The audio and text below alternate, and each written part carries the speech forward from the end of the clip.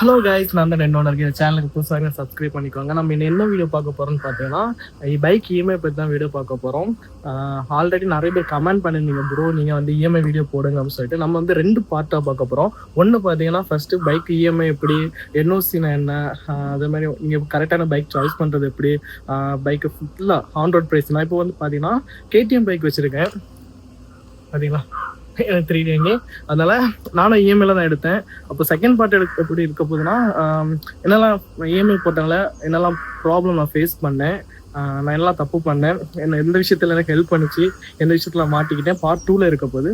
Part 1ல பார்த்தீங்கன்னா bike EMI on road price எவ்வளோ இருக்கும்.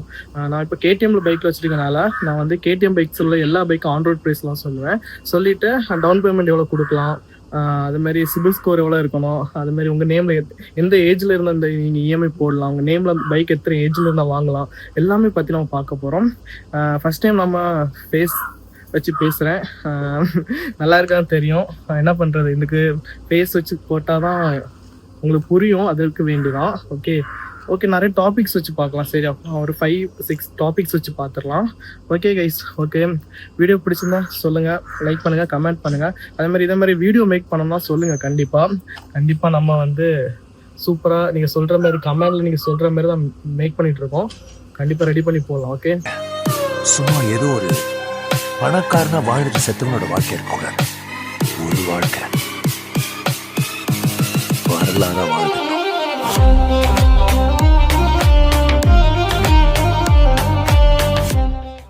ஓகே கைஸ், ஃபஸ்ட்டு பார்த்தீங்கன்னா என் பைக்கை பற்றி சொல்கிறேன். இந்த பைக் பார்த்தீங்கன்னா இஎம்ஐயில் தான் எடுத்தேன். வண்டி கொஞ்சம் அழுக்காக இருக்கும், ஏன்னா வீட்டில் வேலை நடக்குது கைஸ், அதனால் அட்ஜஸ்ட் பண்ணிக்கோங்க.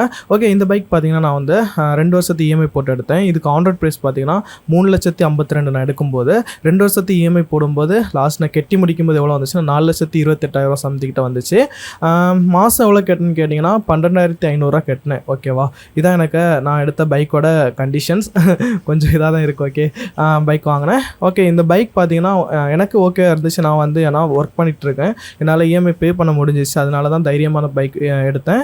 கொஞ்சம் சின்ன ஆக்சிடென்ட் ஆகிடுச்சு, அதில் கொஞ்சம் கஷ்டப்பட்டேன். அதை நான் செகண்ட் பார்ட் 2 சொல்கிறேன். சரியா, ஓகே. நம்ம வந்து பார்ட் 1ல் பார்த்தீங்கன்னா உங்களுக்கு வந்து 5 டாபிக்ஸ் வச்சு நான் உங்களுக்கு சொல்கிறேன். ஏதாவது டவுட் இருந்துச்சுன்னா லாஸ்ட்டில் கமெண்டில் கேளுங்க, சொல்கிறேன். சரியா, சரி ஃபஸ்ட் நம்ம வந்து ஸ்டார்ட் பண்ணிடலாம், ஒரு டாப்பிக்கை பார்த்துடலாம். ஓகே, வாங்க வீடியோக்குள்ளே போகலாம். ஓகே, ஃபஸ்ட்டு டாபிக் பார்த்தீங்கன்னா ஃபஸ்ட்டு சூஸ் கரெக்ட் பைக். நீங்கள் வந்து கரெக்டான பைக்கு செலக்ட் பண்ணணும். ஏன்னா ஏகப்பட்ட பிராண்ட் இருக்குது. உங்களுக்கு வந்து கரெக்டான பிராண்ட் ஃபஸ்ட் நீங்கள் ஃபிக்ஸ் பண்ணுங்கள். அதுமாதிரி கரெக்டான பைக் ஃபிக்ஸ் பண்ணுங்கள். என்னென்னா இந்த பைக் வந்து உங்கள் ஃபேமிலிக்கு செட் ஆகுமா சொல்லிட்டு ஃபஸ்ட் நீங்கள் பாருங்கள். ஏன்னா அவங்க கண்டிப்பாக இஎம்ஐ கட்ட போகிறது, இப்போ நிறைய பேர் காலேஜ் ஸ்டூடெண்ட்ஸ் தான் எடுப்பீங்க. உங்களுக்கு வந்து பைக் நீங்கள் ஃபஸ்ட்டு பார்க்கும்போதே இஎம்ஐ கட்ட முடியுமா சொல்லிட்டு ஃபஸ்ட்டு பாருங்கள். இந்த பைக் நீங்கள் பார்க்குறீங்க, இந்த பைக் எனக்கு இஎம்ஐ கட்ட முடியுமான்னு ஃபஸ்ட்டு பார்த்துருங்க. அதுக்கடுத்து நீங்கள் வந்து பை பண்ணலாமா சொல்லிட்டு பார்த்துக்கோங்க. ஓகேவா, ஃபஸ்ட்டு அதான் சொல்கிறேன், ஃபஸ்ட்டு ஒரு பட்ஜெட் ஃபிக்ஸ் பண்ணுங்கள். ஓகே, இந்த அமௌண்ட்டுக்குள்ளே தான் நான் பைக் பார்க்க போகிறேன் சொல்லிட்டு அதுக்கடுத்து எல்லா பிராண்ட் பைக்ஸும் பாருங்கள். இப்போ யமஹா இருக்குது, கேடிஎம் இருக்குது, அதுமாதிரி பஜாஜ் இருக்குது, டிவிஎஸ் இருக்குது, அதுமாதிரி கவாஷ்கி கொஞ்சம் ரேட் அதிகம். ஓகே, அப்படியே ஏகப்பட்ட பிராண்ட் இருக்குது. ஃபஸ்ட் நீங்கள் பட்ஜெட் ஃபிக்ஸ் பண்ணுங்கள். ஃபிக்ஸ் பண்ணிவிட்டு கரெக்டான பைக்கை வந்து நீங்கள் ஃபிக்ஸ் பண்ணுங்கள். ஓகே, இந்த பட்ஜெட்டுக்குள்ளே தான் இந்த பைக் வாங்க போகிறோம் சொல்லிட்டு ஃபிக்ஸ் பண்ணிக்கோங்க. இதான் நீங்கள் ஃபஸ்ட்டு செய்ய வேண்டிய விஷயம். ஓகேவா கைஸ், செகண்ட் டாபிக் பார்த்தீங்கன்னா select correct EMI bank account. இதை முக்கியமான இதுனா எந்த பேங்க்கில் நீங்கள் வந்து இஎம்ஐ போட போகிறீங்கன்ட்டு நீங்கள் தான் கரெக்டாக செலக்ட் பண்ணணும். ஏன்னா உங்களுக்கு வந்து இன்ட்ரெஸ்ட் வரும் கைஸ், 50% to 10% அப்படிலாம் இன்ட்ரெஸ்ட் வரும். எவ்வளோ இன்ட்ரெஸ்ட் கம்மியாக இருக்குதோ நீங்கள் அந்த பேங்க்கில் தான் நீங்கள் வந்து இஎம்ஐ போடணும். ஏன்னா மாதந்தோறும் நீங்கள் இன்ட்ரெஸ்ட் வந்து கூடுதல் கொடுக்குற மாதிரி இருந்துச்சுன்னா உங்களுக்கு பைக்கு வந்து லாஸ்ட்டு நீங்கள் வந்து கெட்டி முடிக்கும்போது நிறைய காஸ்ட் வரும். அதனால் நீங்கள் வந்து இன்ட்ரெஸ்ட் கம்மியான பேங்க்கில் தான் நீங்கள் வந்து இஎம்ஐ போடணும். சிலவங்க வந்து சிபில் ஸ்கோர்லாம் செக் பண்ணுறதுலாம் கேட்பீங்க. அதுக்கு ஈஸி தாங்க சிபில் ஸ்கோர் செக் பண்ணுறது. உங்களுக்கு ஆதார் கார்டு இல்லாட்டா பேன் கார்டு நம்பர் கொடுத்தாலே போதும், அவங்கள வந்து செக் பண்ணுவாங்க. செக் பண்ணிவிட்டு உங்களுக்கு எவ்வளோ அமௌண்ட் எலிஜிபிள் ஆகுதுலாம் சொல்லுவாங்க. இந்த பைக் இந்த அமௌண்ட்டுக்குள்ளே வாங்க முடியுமா, டவுன் பேமெண்ட் எவ்வளோ கேட்டுறீங்க, அதெல்லாம் பொறுத்து தான் இருக்குது. அதான் நான் சொல்கிறேன்ல, அதுமாதிரி பேங்க்கில் வந்து நீங்களே செலக்ட் பண்ணலாம். அது இல்லாமல் உங்களுக்கு இல்லை எந்த பேங்க்னாலும் ஓகேனா உங்களுக்கு வந்து ஷோரூம்லேயே சஜஷன் பண்ணுவாங்க. நிறைய பேங்க், இந்தியன் பேங்க், பேங்காக இருக்கட்டும், இல்லாட்டா ஹெச்டிஎஃப்சியாக இருக்கட்டும், இல்லாட்டா பஜாஜ் ஃபினான்ஸ் இருக்குது, அதை இது பண்ணுவாங்க. இல்லாட்டா உங்களுக்கு விருப்பப்பட்ட பேங்க்கில் போடலாம். இன்ட்ரெஸ்ட்டுக்கு நீங்கள் ஒன்றே ஒன்று பார்த்துக்க வேண்டியது என்னென்னா, இன்ட்ரெஸ்ட்டு கம்மியாக இருக்க இதில் வந்து போடுங்க. அது இல்லாமல் இஎம்ஐ போடுறதுக்கு ஒரு ஏஜ் எலிஜிபிள் வேணும். என்னென்னா 21 வயசு தாண்டணும். உங்கள் நேமில் அந்த பைக் எடுக்கணும், இஎம்ஐ வேணும்னா உங்களுக்கு ஏஜ் பார்த்தீங்கன்னா 21 இருக்கணும் கைஸ். இல்லாட்ட உங்கள் ஃபேமிலி அம்மா அப்பா பிரதர் அவங்க நேமில் தான் எடுக்க முடியும். உங்கள் நேமில் எடுக்க முடியாது கைஸ். நான் ஃபஸ்ட்டே சொல்லிட்டேன். என்னெல்லாம் தேவைன்னா சொல்லிட்டேன். உங்களுக்கு ஆதார் கார்டு வேணும், பேன் கார்டு வேணும், பேங்க் பாஸ்புக் வேணும். ஓகேவா? அதே மாதிரி டவுட் இருக்கும். என்னென்னா நான் சொல்லியிருந்தேன் அம்மா அப்பா பேரில் தான் உங்களுக்கு ஏஜ் ஆகட்டும் அம்மா அப்பா பேரில் தான் எடுக்க முடியும்னு சொல்லிட்டு. அப்போது அம்மா அப்பா பேரில் வந்து எடுக்கிறதுனால அவங்களுக்கு லைசன்ஸ் இருந்தால் தான் எடுக்க முடியும்னு இல்லை. அவங்களுக்கு லைசன்ஸ் வேண்டாம். என்னென்னா உங்களுக்கு லைசன்ஸ் வேணும், அதை நீங்கள் புரிஞ்சுக்கணும். உங்கள்கிட்ட லைசன்ஸ் இருக்கணும். நீங்கள் வந்து பைக் எடுக்கிறது தான் அவங்க அம்மா அப்பா பேரில் தான் எடுக்கிறீங்க. ஓகே, இது நீங்கள் ஃபஸ்ட்டு புரிஞ்சுக்கோங்க. தேர்ட் டாபிக் பார்த்தீங்களா, பைக் டவுன் பேமெண்ட். இது வந்து முக்கியமான விஷயம். இதுவும் என்னென்னா எல்லா பைக்குக்கும் வந்து பார்த்தீங்கன்னா சேமான டவுன் பேமெண்ட் இருக்காது. ஒவ்வொரு பைக்குக்கும் ஒவ்வொரு டவுன் பேமெண்ட் இருக்கும். இப்போ நான் கேடிஎம் சைட் இருக்கனால கேடிஎம் பைக் வச்சு சொல்கிறேன். இப்போ வந்து டியூக் 200 இருக்குது தெரியுமா, அதுக்கு டவுன் பேமெண்ட் பார்த்தீங்கன்னா 40K அப்படின்னா 40,000 கொடுத்தா போதும். இது டியூக் 250 பார்த்தீங்கன்னா உங்களுக்கு 50,000 கொடுத்தா போதும்.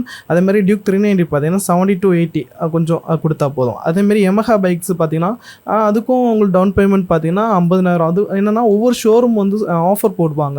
அதை பொறுத்து தான் இருக்குது டவுன் பேமெண்ட். அதை பொறுத்து தான் உங்களுக்கு வந்து எல்லாமே மாறும். சரியா? ஓகே, நீங்கள் அதை பார்த்துக்கோங்க. எவ்வளோ டவுன் பேமெண்ட் கொடுத்தாலும் பார்த்தீங்கன்னா இன்ட்ரெஸ்ட்டு தான் நீங்கள் ஃபஸ்ட்டு கரெக்டாக பார்க்கணும். செட் ஆகுமா ஃபஸ்ட்டு பார்த்துக்கோங்க. ஓகேவா? ஓகே, அதேமாரி நிறைய பேருக்கு என்ன டவுட் இருக்குன்னா இஎம்ஐ அமௌண்ட் வந்து எந்த டேட்டில் எடுப்பாங்க சொல்லிட்டு உங்களுக்கு டவுட் இருக்கும். அவங்களுக்கு என்ன சொல்கிறது, ஒவ்வொரு பேங்க்குக்கும் ஒவ்வொரு டேட் வச்சுருப்பாங்க. என்னென்னா சில பேங்க் பார்த்தீங்கன்னா 2ஆம் தேதி எடுத்துருவாங்க.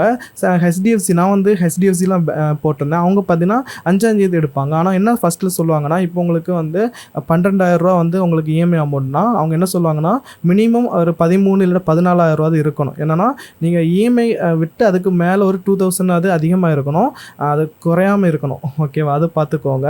அது இல்லாமல் நீங்கள் இப்போ 1 மந்த் இஎம்ஐ கெட்டது மிஸ் பண்ணிட்டீங்கன்னா ஃபைன் வருமானு கேட்டிங்கன்னா, ஆமாம் கைஸ், உங்களுக்கு வந்து மினிமம் ஃபைன் வரும். அதுவும் ஃபைன் போடுறதும் பார்த்தீங்கன்னா ஒவ்வொரு அக்கௌண்ட்டில் வந்து ஒரு பேங்க்கில் வந்து டிஃப்ரென்ஸ் இருக்கும். என்னென்னா இப்போ வந்து ஹெச்டிஎஃப்சி பார்த்தீங்கன்னா உங்களுக்கு வந்து சில டைம் பார்த்தீங்கன்னா உங்களுக்கு 500 rupees இருக்கலாம். இப்போ ஹெச்டிஎஃப்சின்னு இல்லை, எல்லா பேங்க்கும் சில ஒரு வச்சுருப்பாங்க. ஒரு வேளை 200 rupees எடுக்கலாம் ஃபைன், இல்லை 500 எடுக்கலாம், 1000 எடுக்கலாம், 1500 எடுக்கலாம். அதெல்லாம் சொல்ல முடியாது. அதனால் நீங்கள் கண்டிப்பாக நீங்கள் இஎம்ஐக்கு போகிறீங்கன்னா கண்டிப்பாக எல்லா மாதமும் கரெக்டாக இஎம்ஐ கட்ட பாருங்கள். இப்போ ஒரு 4ஆம் தேதி எடுக்கிறாங்கன்னா அன்றைக்கி அமௌண்ட் போடாதுங்க. அதுக்கு முன்னாடி இப்போ 1ஆம் தேதி அமௌண்ட் அக்கௌண்ட்டில் போட்டு வச்சுருங்க. மினிமமாக போட்டு வைக்க பாருங்கள். ஓகேவா?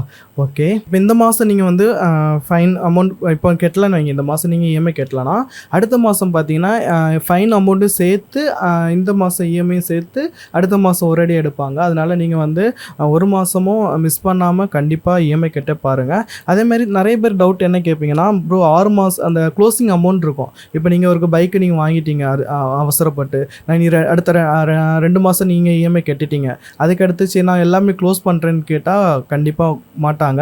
என்னென்னா நீங்கள் ஒரு இஎம்ஐ போட்டிங்கன்னா 6 மாதம் வந்து இஎம்ஐ கட்டி தான் ஆகணும். அதுக்கப்புறம் வந்து நீங்கள் க்ளோஸ் பண்ணிக்கலாம். அது இல்லாமல் க்ளோசிங் அமௌண்ட் பிடிப்பாங்க. அது யாருக்குமே தெரியாது. நீங்கள் நினைப்பீங்க ஓகே நான் அமௌண்ட்டு கட்டிட்டு அப்போ அந்த பாக்கி இன்ட்ரெஸ்ட்லாம் சேவ் ஆகிரும், அந்த மணி சேவ் ஆகிருக்கும்னு சொல்லிட்டு நினைப்பீங்க. நீங்கள் எப்படி நீங்கள் இஎம்ஐ போட்டாலே பேங்க்குக்கு லாபம் தான். நீங்கள் வந்து 6 மாதத்தில் நீங்கள் க்ளோஸ் பண்ணாலும் கூட சரி, அவங்க இஎம்ஐ கொடுக்குறாங்க தெரியுமா, அந்த பேங்க்குக்கு தான் லாபம். ஏன்னா அந்த அமௌண்ட்டை எடுத்துகிட்டு தான் தருவாங்க. எப்படின்னா உங்களுக்கு நான் கரெக்டாக சொல்லணும்னா க்ளோசிங் சார்ஜ் இருக்குது தெரியுமா, அது வந்து பார்த்தீங்கன்னா 2% to 5% வந்து பிடிப்பாங்க. ஓகே, நீங்கள் அதை புரிஞ்சுக்கணும். பிடிச்சிட்டு அது மீதி இதாகும். ஏன்னா ஒரு எக்ஸாம்பிள் சொல்கிறேன். என் தம்பி வந்து டியூக் 250 பைக் எடுத்திருந்தான். அவன் வந்து எத்தனை மாதம் 8 மாதம் 8 இல்லை சாரி 16 மாதம் ஏதோ கெட்டினான். ஓகே, 16 மாதம் கெட்டினான். சாரி 18 மாதம் கெட்டினான். அதுக்கு அடுத்து பார்த்தீங்கன்னா அவனை வந்து க்ளோஸ் பண்ணுறான்னு சொல்லிட்டு க்ளோஸ் பண்ணான். மீதி எத்தனை மாதம் 18 19 20 21 22 23 24 6 மாதம் கிட்ட முன்னாடி க்ளோஸ் பண்ணிட்டான். அவனுக்கு 3,000 தான் 6,000 கிட்ட தான் சேவ் ஆச்சு. அதுவும் நஷ்டம் தான் கைஸ். அதனால் நீங்கள் வந்து இஎம்ஐ போட்டிங்கன்னா க்ளோஸ் பண்ணுறது ஐடியா இருந்துச்சுன்னா பார்த்துக்கோங்க, தெரிஞ்சுக்கோங்க.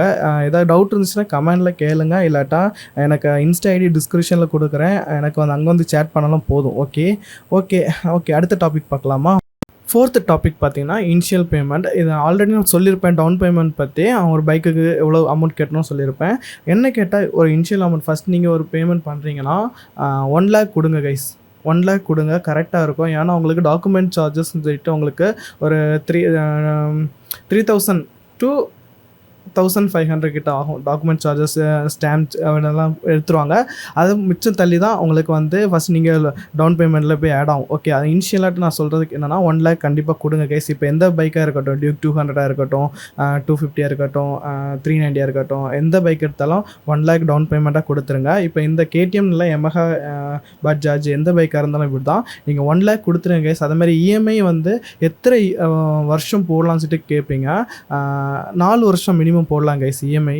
ஆனால் என்ன கேட்டால் என்ன எக்ஸ்பீரியன்ஸில் சொல்கிறேன், முடிஞ்ச அளவுக்கு நீங்கள் 1 year போட ட்ரை பண்ணுங்கள். 1 year இஎம்ஐ மட்டும் ட்ரை பண்ணுங்கள். ஏன்னா 1 year உங்களுக்கு வந்து பார்த்தீங்கன்னா ஈஸியாக போயிடும். ஈஸியாக போயிடும். நீங்கள் 1 year இஎம்ஐ கட்டுறது அவ்வளோ கஷ்டம்லாம் கிடையாது, ஈஸியாக கட்டிடலாம். ஆனால் 2 வருஷம் நான் 2 வருஷம் இஎம்ஐ போட்டேன். 2வது வருஷம் பார்த்தீங்கன்னா ரொம்ப கஷ்டப்பட்டேன். என்னால் என்னடா நம்ம சம்பாதிக்கிறோம், ஒரு சேவிங்ஸ் இல்லை, பைக்கு இஎம்ஐ போடுறோம், கட்டுறோம், அவ்வளோதான். வேலைக்கு போகிறோம், இஎம்ஐ கட்டுறோம், அவ்வளோதான். பிடிச்சது ஒன்றுமே வாங்க முடியாது. ரொம்ப கஷ்டப்பட்டேன். பார்ட் 2ல் நான் சொல்கிறேன் என்னெல்லாம் அனுபவப்பட்டேன் சொல்லிவிட்டு. அதை என்ன கேட்டால் நீங்கள் வந்து மினிமம் முடிஞ்ச அளவுக்கு 1 year போட பாருங்கள். இல்லை முடியாது ப்ரோ, என்னால் 2 years தான் இஎம்ஐ போட முடியும்னா ஓகே கைஸ், நீங்கள் 2 years போட்டுருங்க. 2 years அதுக்கு மேலே போகாதுங்க. என்கிட்ட ஒரு ப்ரோ வந்து கேட்டாங்க, ப்ரோ நான் டியூக் 200 எடுக்க போகிறேன், நான் வந்து 4 yearsக்கு இஎம்ஐ போட போகிறேன், அப்போ மந்த்துக்கு எவ்வளோ கட்ட வேண்டியது இருக்கும்னு சொல்லி கேட்டிருந்தீங்க. அப்போது நான் சொன்னேன் ப்ரோ 4,000லாம் கட்ட வேண்டியது வரும், ஆனால் அதெல்லாம் நஷ்டம் ப்ரோ. ஏன்னா நீங்கள் கட்டி முடிக்கும்போது பைக்கு ரேட் பார்த்தீங்கன்னா 2,50,000 கிட்ட வரும், சரியா? அப்போது நீங்கள் கட்டி முடிக்கும்போது பார்த்தீங்கன்னா இன்ட்ரெஸ்ட்டு உங்களுக்கு ஒவ்வொரு மாதத்துக்கு இன்ட்ரெஸ்ட் ஆட் ஆகிட்டு இருக்குமா.